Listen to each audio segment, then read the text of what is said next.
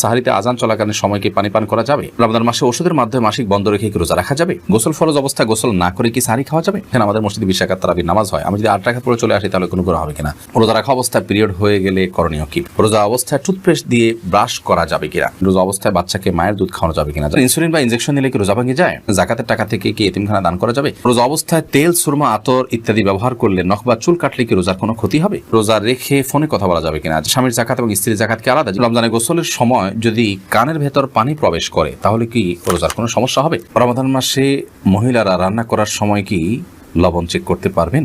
একাধিক মসজিদে তারাবি নামাজ পড়লে কি কোনো সমস্যা হবে কিনা? সাহারি না করলে কি রোজা হবে? শান্তনা এভাবে লিখেছেন, স্বামীর যাকাত এবং স্ত্রীর যাকাত কি আলাদা? জি, প্রত্যেকের যাকাত হিসাব আলাদা। আলী কত লিখেছেন, রোজা রেখে ফোনে কথা বলা যাবে কিনা? যাবে। খুব অতিরিক্ত কথা, অপ্রয়োজনীয় কথা বলা রোজার সাথে যায় না, কিন্তু প্রয়োজনীয় কথা তো বলতেই পারেন। এবার শাহরিয়ার ইসলাম লিখেছেন, রমজানে গোসলের সময় যদি কানের ভেতর পানি প্রবেশ করে তাহলে কি রোজার কোনো সমস্যা হবে? সামান্য পানি যদি কানের ভিতর যায় এবং সেটা যদি আপনি ঝেড়ে ফেলে দিতে পারেন, শেষ যদি আপনার থাকে, তাহলে ইনশাআল্লাহ রোজা হয়ে যাবে, রোজার ক্ষতি হবে না। এর পরের প্রশ্ন হলো, রোজা অবস্থায় তেল, সুরমা, আতর ইত্যাদি ব্যবহার করলে নখ বা চুল কাটলে কি রোজার কোনো ক্ষতি হবে?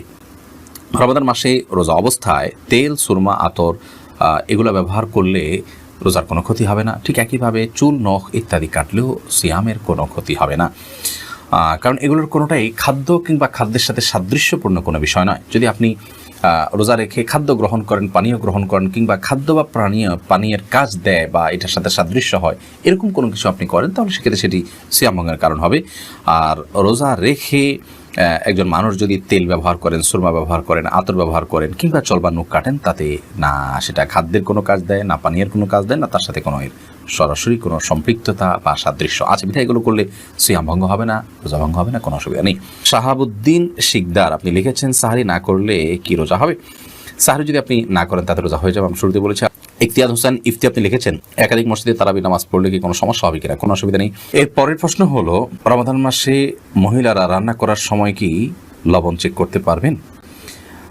আমাদের মা বোনরা রমাদান মাসে রান্না করতে গিয়ে, বা যে কোনো পুরুষও রান্না করতে গিয়ে যদি তরকারির লবণ চেক করতে হয়, স্বাদ চেক করতে হয়, তাহলে সেক্ষেত্রে সেটি তার জন্য জায়েজ হবে যদি এই চেকটা হয় জিহ্বা দিয়ে, এবং চেক করে সাথে সাথে আবার থুতুর মাধ্যমে তিনি সেটাকে পরিষ্কার করে ফেলে দেন, অর্থাৎ গলদকরণ না গেলেন, তাহলে সেক্ষেত্রে সেটি জায়েজ হবে। যদিও এটা অ্যাভয়েড করতে পারলে সেটা বেটার এবং উত্তম।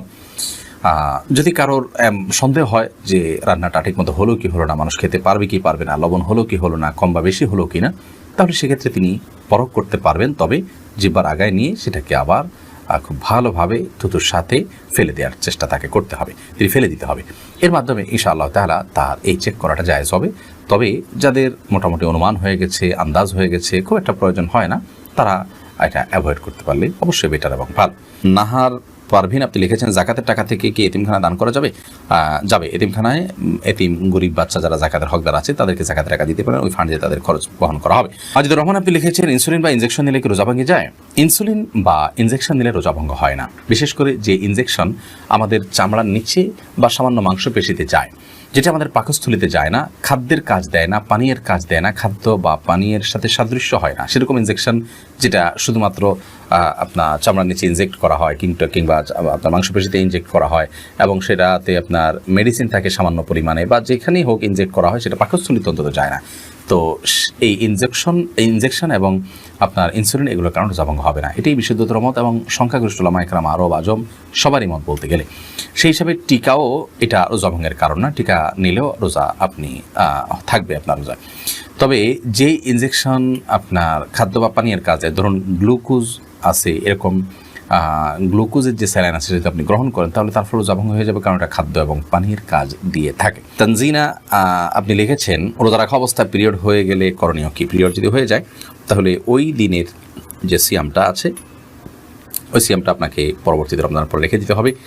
আর পিরিয়ড হয়ে গেছে, এখন আপনি অন্য রোজাদার সামনে আপনি খাদ্য গ্রহণ ইত্যাদি থেকে বঞ্চিত থাকবেন এবং ওইভাবে পার করবেন। শামসুন নাহার স্মৃতি আপনি লিখেছেন, রোজা অবস্থায় টুথপেস্ট দিয়ে ব্রাশ করা যাবে কিনা?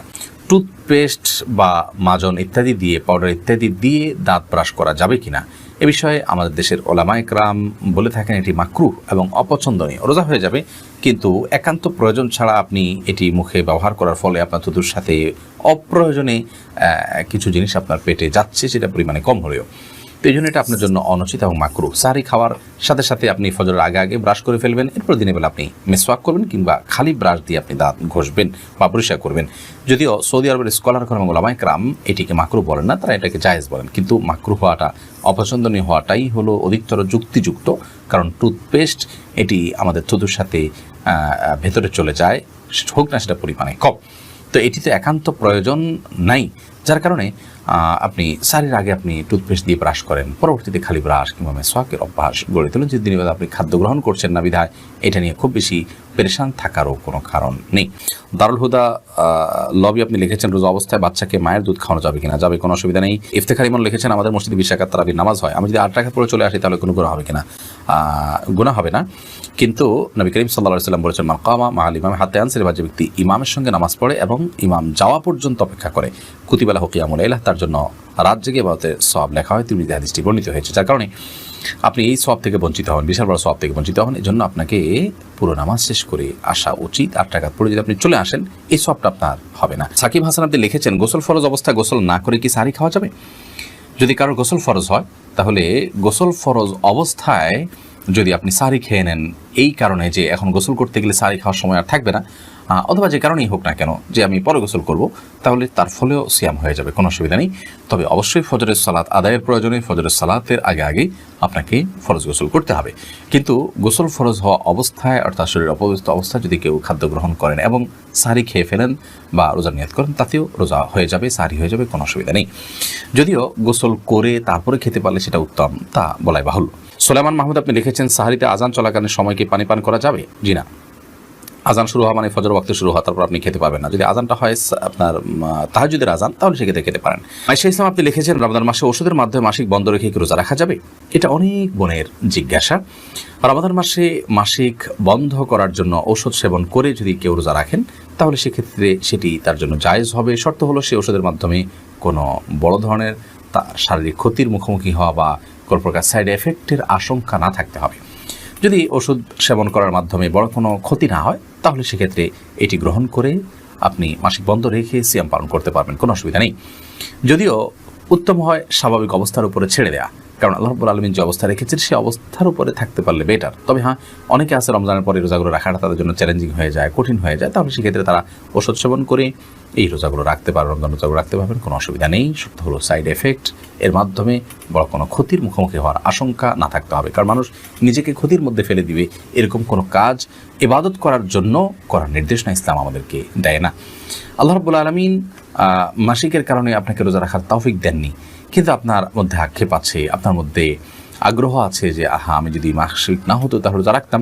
তো এই যে একটা আপনার আকুতি, এই যে আপনার আকুলতা, এটার কারণে আল্লাহ তাআলা রোজা না রাখতে পারার পরও আপনাকে আল্লাহ রাব্বুল আলামিন রোজা রাখার যে সওয়াব সেটি দান করবেন। কারণ হাদিসে আছে, নবী করিম সাল্লাল্লাহু আলাইহি ওয়াসাল্লাম বলেছেন, কোনো ব্যক্তি যদি অসুস্থ হয়ে পড়ে, শারীরিকভাবে অনুপযুক্ত হয়ে পড়ে কোনো ইবাদত করার, অথচ তার যখন শারীরিক সক্ষমতা ছিল তিনি সেই ইবাদতটি করতেন, ত্রুটি বিচ্যুতি করতেন না, তিনি সেটি করতেন এবং এখনও সুস্থ থাকলে তিনি করতেন, তাহলে সেক্ষেত্রে তিনি এই ইবাদতটি সুস্থ অবস্থায় করলে যে পরিমাণ সওয়াব পেতেন, অসুস্থ অবস্থায় সেই ইবাদতটি করতে না পারার কারণে তার যে বেদনা, তার যে আকুতি, তার যে আকুলতা এবং তিনি যে সুস্থ থাকলে রাখতেন, সেই বিবেচনায় আল্লাহ তাআলা তাকে ইবাদত করার সওয়াব দিবেন। বিধায় মা বোনরা এক্ষেত্রে আলাদা কোনো কসরত না করলেও ইনশাআল্লাহ বিইذনিল্লাহ আল্লাহ তাআলার কাছ থেকে তারা আজর পাবেন, যদিও এই রোজাগুলো তাদেরকে আবার রেখে দিতে হবে।